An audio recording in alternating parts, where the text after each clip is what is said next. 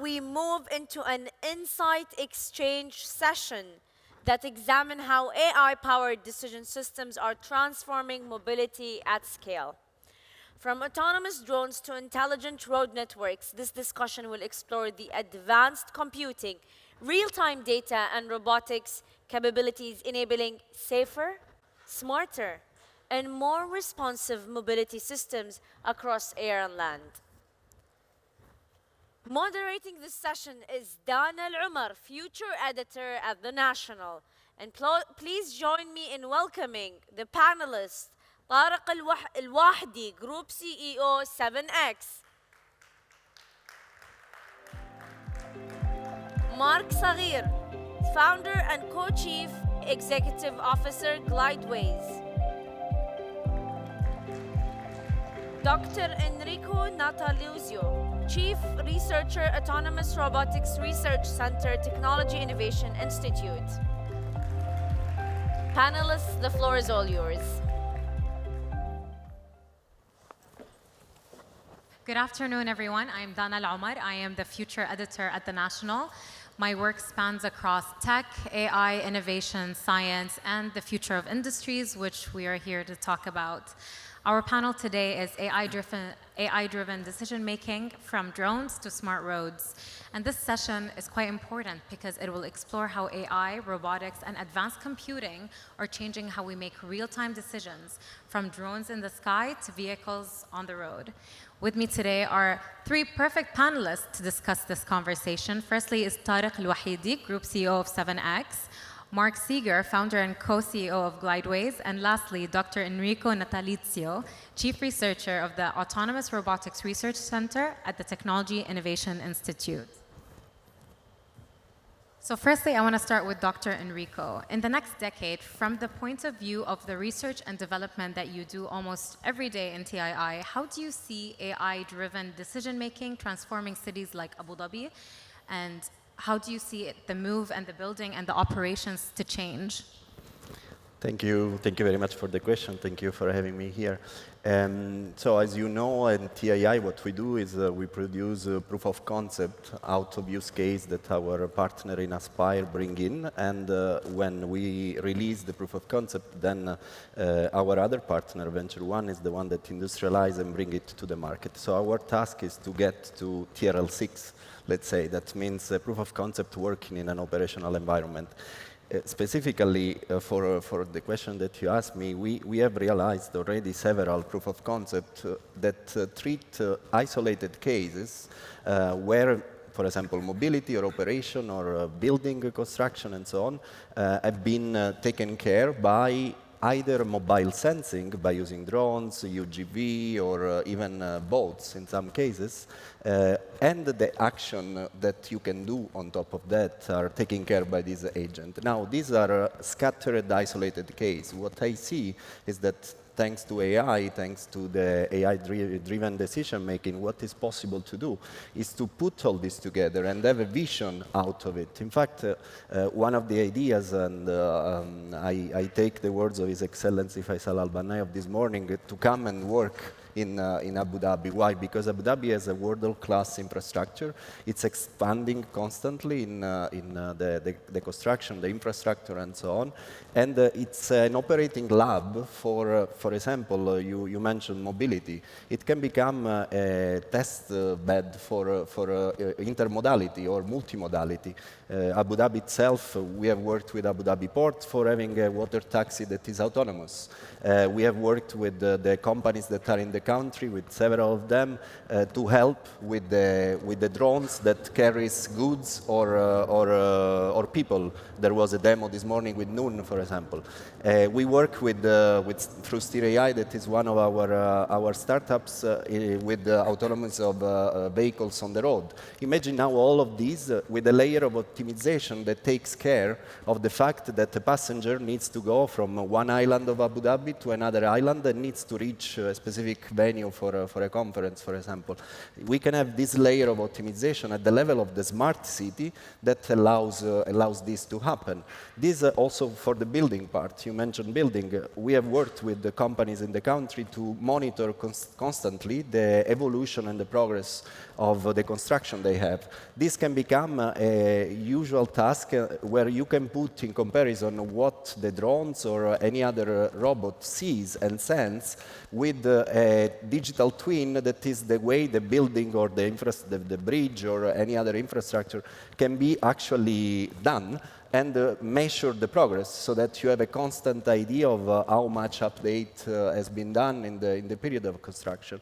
Lastly, the operation. The operation is let's say the most wide, I will say, field in which robot can operate. In fact, the idea will be, I had recently a talk for the Abu Dhabi summit, Smart City Summit, and the idea is, imagine that at dawn, Abu Dhabi, when the city goes to sleep, let's say, all the neurons of the city, that means robots, sensors, anything that can measure, can capture data, wakes up and take information on how the bridge was vibrating and what we should do to avoid that this will become a problem. How this building or the other building is losing heat or is losing freshness in order to cope with this problem when the city starts the life again in the following day. And to add to your note about operation, Mr. Seeger, Glideways operates fully autonomous systems on dedicated guideways. What lessons from that model can help cities deploy autonomy at scale while maintaining predictability and public safety? Well, thanks very much for the question, Dana. And I think this is really the purpose of why we should be having conversations like this. What we are doing at Glideways is solving a problem, not a technical problem, but a societal problem. How do we decongest cities and provide better access to mobility to more people at a lower cost? And that's really a system approach. So for example, just putting autonomous vehicles on open roads doesn't actually solve congestion. In many cities, it makes it worse. And so you're not really solving a problem. You have to take a holistic system-level approach, which is, how do I add net new capacity? Not unlike the internet back in the days of copper wire. How do I add net new bandwidth? We have to add net new capacity to the limited real estate we have in cities to move more people better, safer, at a lower cost. Can you do that with autonomous vehicles alone? You can't. You need to do that with an entire system. So Glideways, as an example, we use electric autonomous vehicles. We build our own roadways called Glideways, railways, roadways, Glideways. And we use AI to coordinate that fleet of vehicles such that we can deliver 10,000 people per hour in a 2-meter wide lane, which is rail level of capacity, but at a fraction of the cost. Low CapEx and low OpEx. And so what I can then do is give every passenger their own vehicle on demand, a single stop journey for the cost of a bus ticket. Now what does that do? That decongests streets. People would rather sit in a congestion-free vehicle that is their own vehicle and it's on demand, and it's zero stop journeys from origin to destination for the cost of a bus fare unsubsidized. That is solving a society problem. Better access to mobility for more people, which improves the economy, it decongests streets, and it makes it the lifeblood of a city move. So what we've learned, and this is why we're so excited to be in this region, is that a holistic system-level approach that applies technology where it matters, electric and autonomous vehicles, AI coordination software, and let's be honest, frankly, dumb concrete infrastructure, together solve a societal problem. Now, systems like that can only be implemented safely and effectively when the government takes a whole of government approach on regulatory for safety and for certification requirements and so on and so forth. And that's what we love about the region. And the UAE is leading the world by leaps and bounds in not just being open to new technology, but asking the question, how do I solve a problem? And from a mobility point of view on roads, it's decongesting streets, providing better access to mobility for more people in a scalable way. And that doesn't just mean scalable technically, it means scalable economically. And that's a tough problem to solve. But we've done it technically, we've done it economically, and now we're doing it here, which we're really thrilled about. And I think it's very important to also, just like you said, before finding a solution, you need to find the problem as well. And To go to that, I actually want to ask Mr. Tariq, from your perspective leading 7X, what's the biggest barrier to connecting autonomous systems across domains like air, land, and logistics into a unified smart mobility ecosystem? Can I steal your mic? I think the organizer didn't give me a mic. I'm too loud for the discussion, so, but still. I think the biggest barrier that we see from our side now, I mean, as I can concur on what I just heard from my colleagues over here, is fragmentation is the issue here. That we are seeing lots of fragmentation that's happening. Many systems are coming. Standardization is missing out. And all this data that is coming up will face a bottleneck soon. And this is where we see the biggest problem. Now, as 7X, we've taken a step, and we thought, okay, we are doing something that's very important for the whole autonomous universe that is in UAE, and that is creating a platform for linking address management, parcel movement, ID verification, and putting all of that in real time to come into a system that is called address as a service now, that we are rolling out to the market now. And I think this is very crucial for many of the operators that are coming out into the autonomous space or the manual space, but the evolution towards the digital space is moving into that direction where address becomes an API now, where you get it real time for you to understand exactly where is what, because everything is dynamic, everything is moving now. So reflecting back now, I mean, once you put that in place, once you have that platform, then autonomy really comes into place. But before that, we feel that it will be very much fragmented. It won't help us reach the point of orchestration. Abu Dhabi must reach the level where everything is orchestrated, everything is, can be seen as real time, parcel movements, vehicle movements, people movements, identification. The whole landscape is happening real time all over the place where things can evolve into a real orchestration that we are looking forward to. I actually wanted to follow up on that as well, because the idea of autonomy, at least for me, is scary. And anything that is AI driven, whether it's a decision or whether it's a vehicle or anything like that, is, for me at least, a little bit anxiety inducing.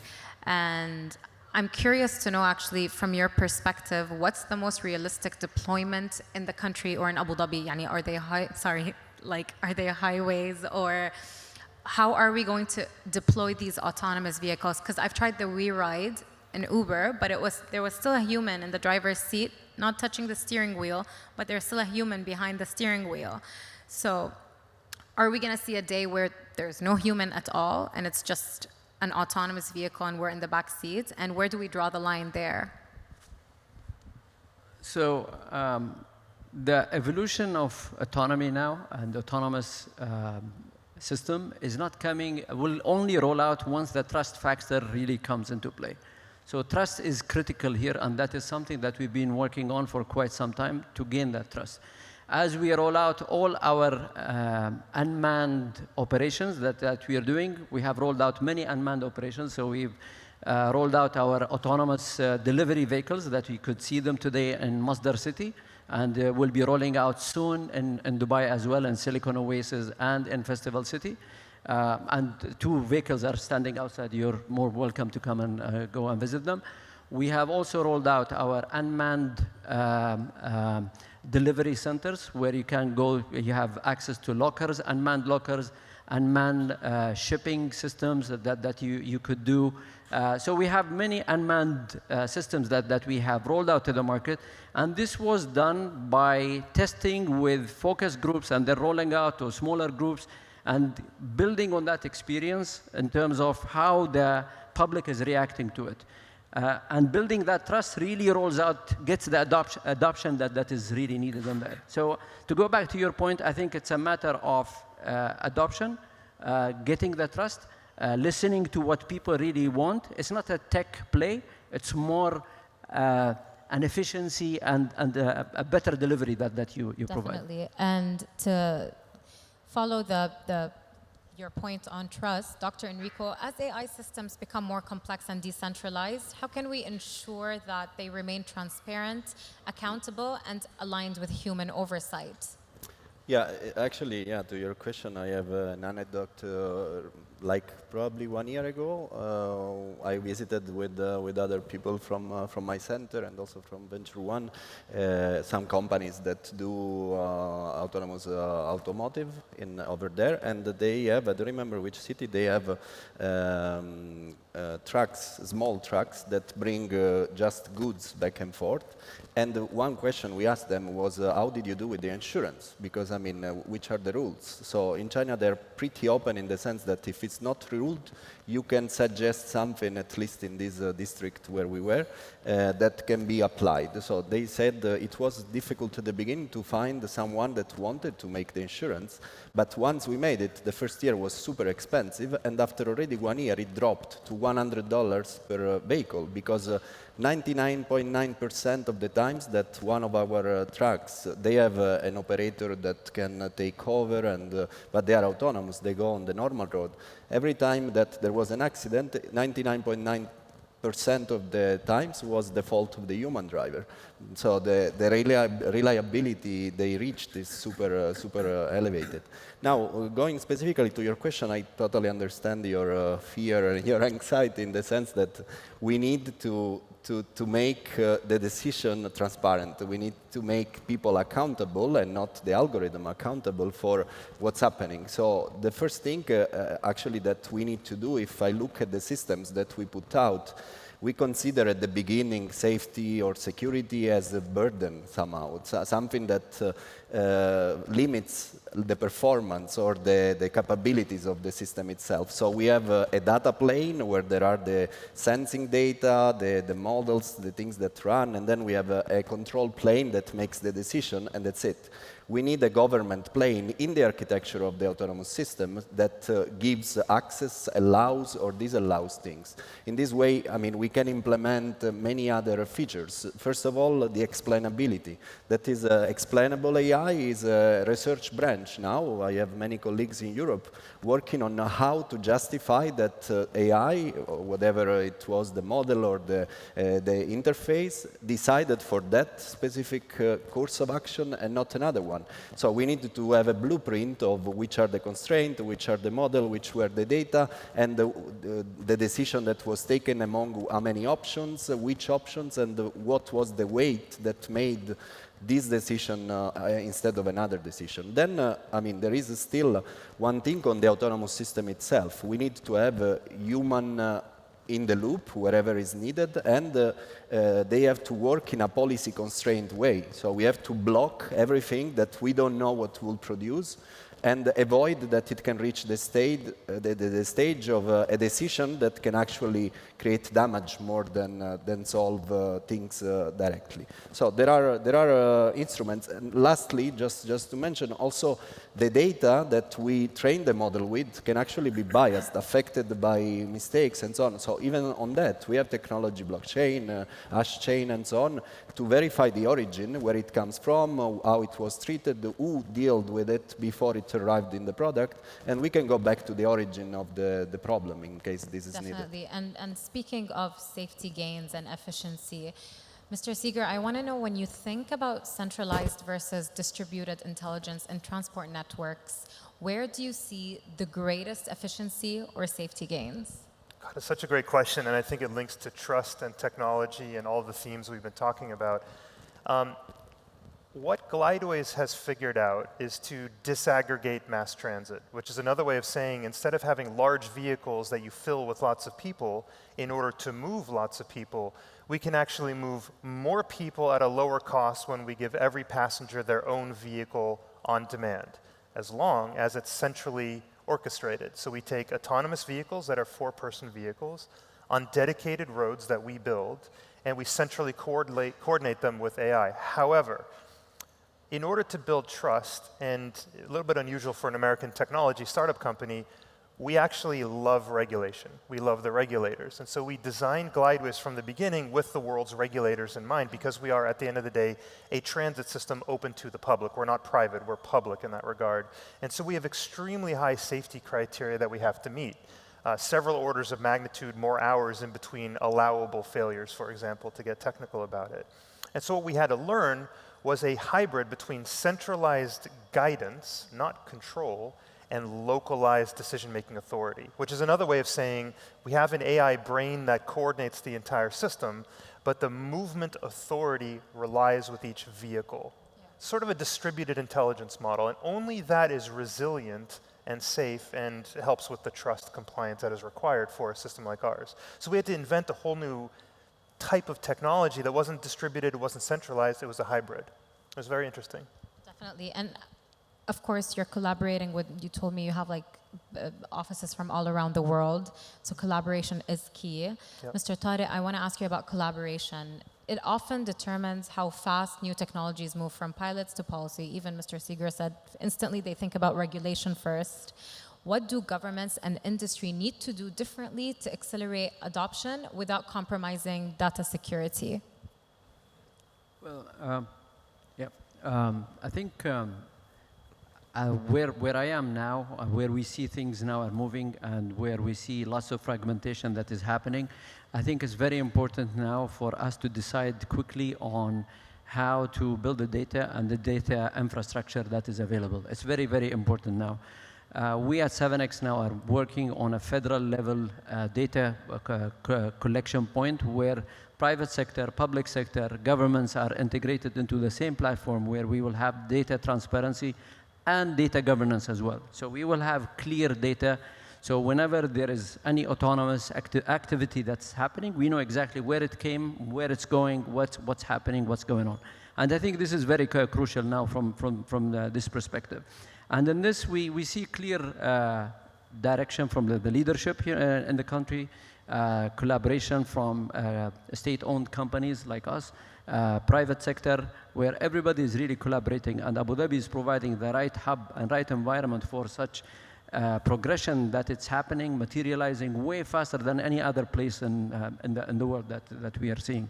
And many of the partners that we are working on today, including countries like Singapore, China, etc., and so on, the pace of speed, and we've seen it through the workshop, the panels that we've seen since the morning, the pace that we see over here is way surpassing all these countries because of the organization and the intent from leadership where we're headed, basically. Definitely, and the past decade has been a momentous decade watching how the autonomous industry, vehicles, transportation is changing. And that's why I want to wrap up this panel by asking the same question to each one. If you could briefly or not briefly explain, as we look ahead to the next decade, what's the next decade of autonomous systems, what's one breakthrough, whether it's cultural or technological or operational, do you believe will accelerate the trust and adoption of AI-driven decision-making? We can start with you, Mr. Tariq. Great. So we are working actively on creating what is known as the intelligent logistics fabric. We started building that through mapping the whole country by having locations all over the place, unmanned locations, lockers, PUDOs, addresses are integrated. We have autonomous vehicles that do milk runs in between. We started the dark store concept all over the country now. We are the largest operator of dark stores in the country. So all of this is building into this intelligent logistics fabric. So we see it as a fabric where everything will plug in there, and we will be able to see this movement real time of parcels, people, identity, addresses. We will be able to then orchestrate really, really well to avoid any bottlenecks. And this falls very, very closely into the digital twin discussion that we had since this morning as well. Definitely. Mr. Seeger, what's thanks. one breakthrough? Yeah, I think I'm going to give a slightly different lens to it, if I may, which is that it's economics and experience. As long as you can provide a better quality product at a lower cost, I think adoption will win. Now, of course, it has to be safe, and that's where the regulatory frameworks come in. But at the end of the day, in the mobility context, which is where my company comes from, as long as we can provide a better ride at a lower cost than anybody else can, I believe adoption will happen. And it becomes cultural at that point. Definitely. Dr. Enrico? Yeah, actually, I follow up from what Mark was saying. I mean, if I think 30 years ago, if we had said to someone, do you know, in 30 years you will bring 200, 300, maybe having 2 or 3 phone, 1 kilos in your pocket to communicate around, the people would be like, what? That's having use cases that are impactful, that are convenient. I mean, now with this, we have an office in our pocket, so it's probably more convenient than move and go to the office. So having impactful use cases for which we show the evidence of how convenient, how useful is to have autonomous system is the first. And the second is having a playground. Places like Abu Dhabi is probably one of the best candidates in the world to make scientists, researchers, companies, integrators, system integrator, and so on work together to show that there are impactful use cases is probably the other piece of the puzzle. Definitely. Ladies and gentlemen, thank you so much for attending this panel conversation, and a round of applause for the amazing and insightful panelists. Thank you so much.